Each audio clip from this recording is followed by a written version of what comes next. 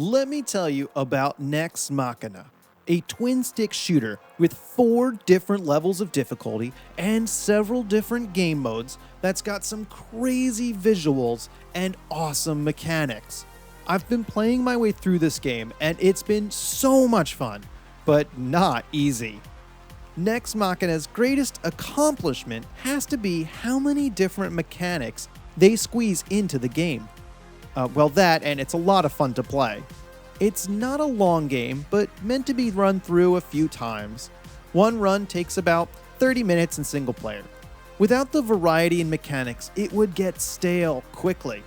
There are machines constantly after you, beams, moving beams, wheels that turn into fire wheels after you destroy them and chase you. Now that's not all either. Strong enemy variety and mechanics are important when creating a game where the focus is recreating an arcade game, especially one where you'll be playing through more than once. In terms of shooting, it's standard fare for a twin-stick shooter. There are enemies and you need to shoot them. However, you do get upgrades. There are some standard upgrades that increase your fire distance and give your normal gun a spread shot. These are kind of boring, and it feels like a missed opportunity to make the normal gun more exciting. You'll be collecting these standard upgrades, and after a certain point, you'll have collected them all. There's no decision which ones are better for your run. They're just all collectible.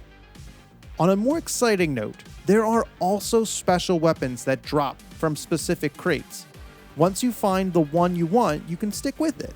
You can even select the one you want because the drop cycles, and you can just wait to collect the exact weapon you want. The secondary weapon is more powerful, but can only be fired on certain intervals. That varies though, like with the sword, which can be used a lot more than the rocket launcher. Since the secondary weapon varies, it's much more exciting than the standard weapon. As always, it's a lot of fun to blow up a group of enemies with a rocket launcher. I wish there was a bit more of a bang, but it still has a good feeling. All the shooting is fine, it's just not exciting in a way like Nuclear Throne is. The enemies crumble into tiny bits, but it's just like they're turning into dust instead of exploding. It's a neat effect, but not one of the best in the game. There are probably too many other effects on the screen to really go crazy on this one. There isn't just shooting enemies though. The first major focus, besides not dying, is to save humans that are bumbling through the level. The larger enemies chase after them, and if you're not quick enough, the humans will die. Another aspect is the human combo bar that is constantly depleting. The most optimal way to play is to save humans as the bar is almost empty. This will maximize the combo time, but increases the difficulty substantially.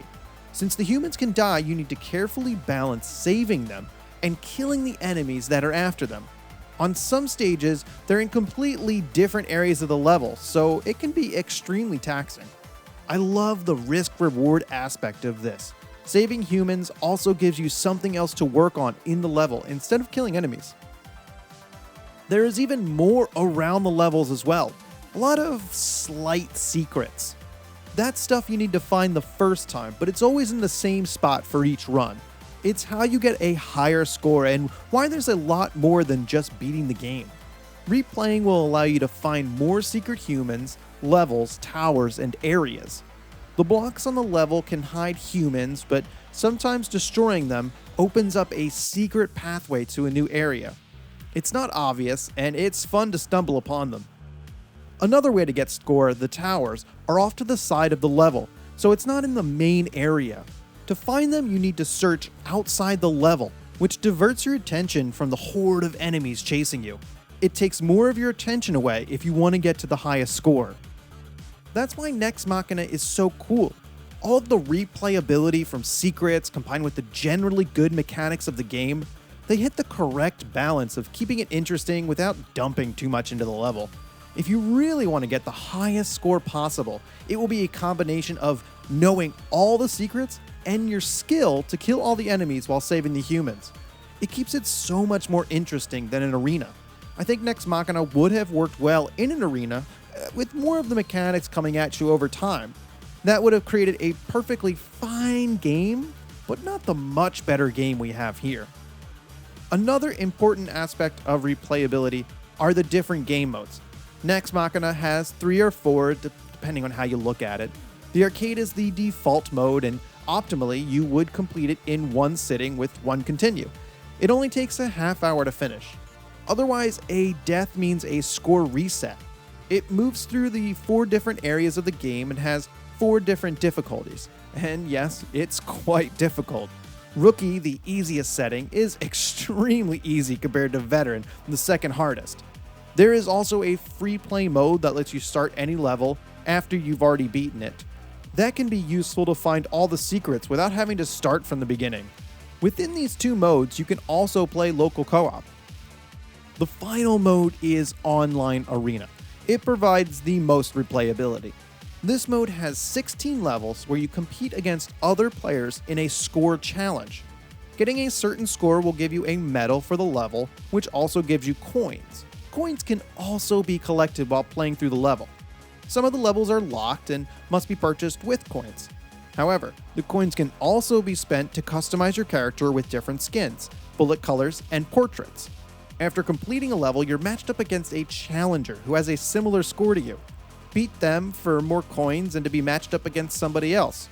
As you play more, your own ranking goes up, and the levels get more difficult. It's nice to be rewarded for passing someone in the leaderboards. This mode provides a great way to feel progression while playing the game. You'll be unlocking new levels, beating challengers, and customizing your character. And wouldn't you know it, it's all from playing the game instead of buying loot boxes. Crazy, right? Oh yeah, so the player customization, it's fine.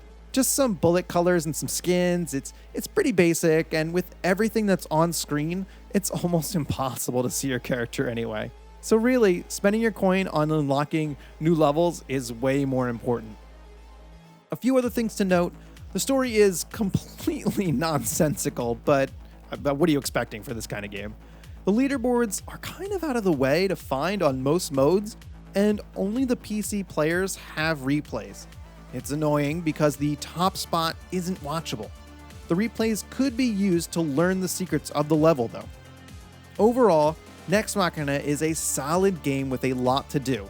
With all the different game modes and difficulties, there is hours of gameplay here. Not to mention all the secrets. It normally runs $20, but it can be had for $7 to $8. I really enjoyed my time with the game, and it brings its own unique feel to the twin-stick shooter genre. Thanks for watching. I'm definitely going to be adding this one to my Steam Curators page. Make sure to follow that if you'd like my reviews right in Steam.